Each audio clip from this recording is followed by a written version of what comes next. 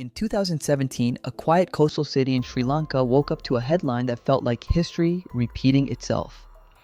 China takes over the port, not through war, not through invasion, not through force, but through a signature, a 99-year lease traded for a debt that Sri Lanka could no longer pay. To outsiders, it looked like an unfortunate financial deal, but inside Sri Lanka, everyone understood what had just happened. A nation had traded sovereignty for survival. What almost nobody realized that morning was that this moment wasn't isolated, random, or accidental. It was the first page in a much larger story. A story stretching across continents, oceans, and more than 2,000 years of history. Because empires don't always rise with armies. Sometimes they rise with infrastructure, contracts, and credit. Rome used roads, Britain used railways and finance, America used the dollar. And now, China is using something far more subtle and far more powerful: debt, infrastructure, and access. If you trace the rise of every great empire, you find the same pattern hidden behind the headlines. And today, China is following that ancient script. Only this time, the scale is bigger, the tools are modern, and the world might not be ready for the ending. The story usually begins the same way. A developing nation faces a hard problem. A port that's too small, a power plant that barely works, a highway that cuts economic growth in half, a railway stuck in the 1970s. They need investment and infrastructure. They need money now. For decades, they turned to global lenders, World Bank, IMF, Western nations. But Western funding is slow, full of conditions, political pressure, and years of negotiation. China works differently. Beijing arrives with blueprints in one hand and billions in the other. Fast approval, no political conditions, no demands for internal reforms, no long debates in parliament. Just one message: we'll build it, you pay later. To many governments, China looks like the reliable partner they always wanted: fast, predictable, decisive. And for a while, everything feels like progress.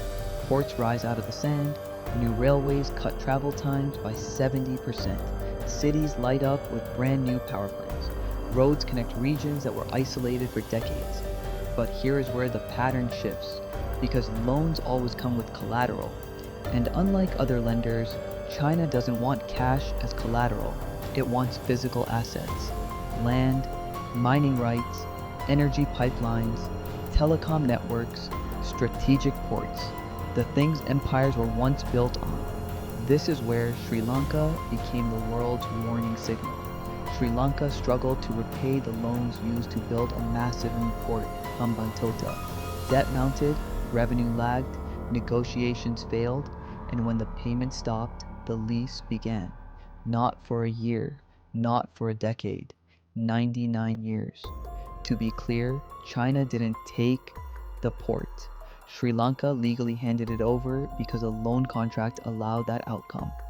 This is the brilliance and the danger of the debt strategy. Because Sri Lanka wasn't first, and it wasn't the last. Pakistan owes China tens of billions for the China-Pakistan Economic Corridor. Laos handed over part of its national power grid to a Chinese-controlled company after struggling with debt. Several African nations renegotiated loan terms under economic pressure. Greece granted major ownership stakes in the port of Piraeus to a Chinese state-backed firm. If you map all the assets China has gained through investment, partnerships, or collateral-based financing, a pattern emerges. A chain of footholds across the Indian Ocean, a line across Africa, a corridor through Southeast Asia, and ports stretching deep into the Mediterranean. It doesn't look random, it looks coordinated. An empire not built through soldiers, but through agreements, contracts, and infrastructure that nations cannot afford to lose. The debt strategy is not conquest. It's not aggression. It's leverage, built slowly, quietly, legally. And once the financial relationship begins, the next stage starts automatically. To understand what China is doing, you have to go back, way back. Rome built roads, not for tourism, but to move grain, troops, and taxes. Roads tied distant lands to Rome economically, not just militarily. Britain built railways and telegraphs across India, Egypt, South Africa, infrastructure that made colonies dependent on British trade and communication systems. America built energy networks and global finance. Pipelines, shipping routes, and the dollar-based financial order shaped global growth after World War II. Now look at China. The strategy is the same, but the scale is far bigger, and the tools are modern.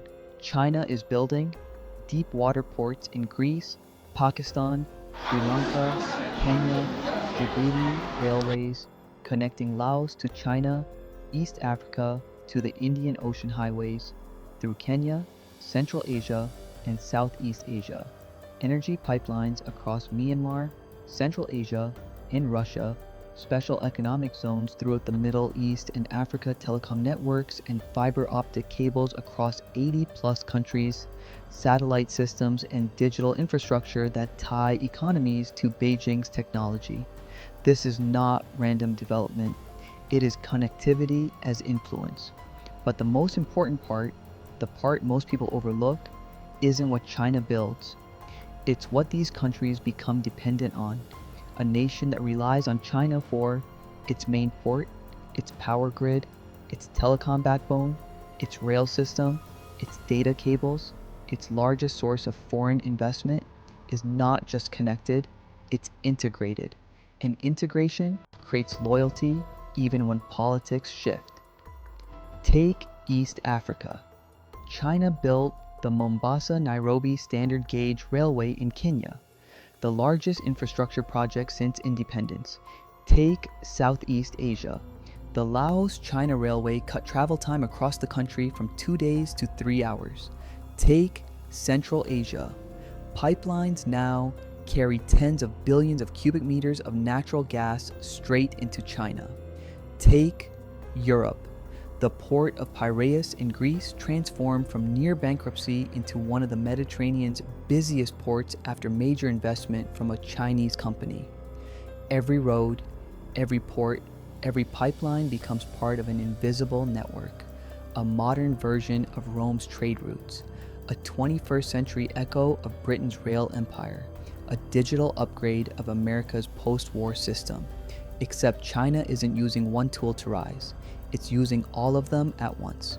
Ports, rails, cables, pipelines, trade zones, energy systems, loan agreements, tech infrastructure, a complete ecosystem. And that ecosystem flows directly into part 3, the stage empires reach when infrastructure becomes power. Every empire reaches a moment when controlling trade becomes more powerful than controlling land. Rome controlled the Mediterranean grain routes. Britain controlled maritime trade and insurance. America controlled global finance and the dollar. China is building something unprecedented, the largest trade network ever created by a single nation. It's called the Belt and Road Initiative, BRI. 150 plus participating countries, trillions in combined investment. The biggest infrastructure project in human history, but the real power of the BRI isn't the construction, it's what the construction enables. 1. China is becoming the center of global manufacturing. Textiles in Bangladesh, electronics in Southeast Asia, steel inputs in Africa, energy from the Middle East, minerals from Latin America. Everything flows to China, and then from China to the world. 2. China controls key supply chains, rare earth minerals, solar panel production, battery manufacturing, electronics assembly, steel and cement output. These aren't random industries, they're the core inputs of modern economic power. 3. China's ports form a trade web across 3 continents. When you control ports, you control trade. When you control trade, you shape global decisions. This network isn't military, it's economic. And in the modern world, economic power lasts longer than military power. 4. Countries begin trading more with China than the US. This is the turning point historians always look for, the moment when global economies shift their center of gravity. Today, more than 2/3 of the world's nations trade more with China than with America. That shift affects voting patterns in international institutions, diplomatic alliances, regional politics, investment flows, infrastructure standards, telecommunications, adoption, currency preferences. When trade becomes the bloodstream of a nation, the supplier becomes a lifeline. This is how empires rise without firing a shot, not through conquest, not through force, but through economic gravity, a pull so strong that resisting it becomes more costly than embracing it. And at this stage, China is no longer growing. It is setting the rules of growth for others. Ports, pipelines, tech networks, supply chains, financial flows, everything leads to the same place, a world where China becomes the hub and everyone else becomes a spoke. China didn't invent this strategy, it inherited it from Rome, from Britain, from America. But China updated the playbook. It replaced armies with infrastructure, battleships with contracts, and territorial control with supply chains. This is not a story about China becoming a villain or a hero. It's a story about how power moves, subtly, slowly, predictably, until one day, the world wakes up and realizes the center of gravity has shifted. And it all began with a single port in Sri Lanka.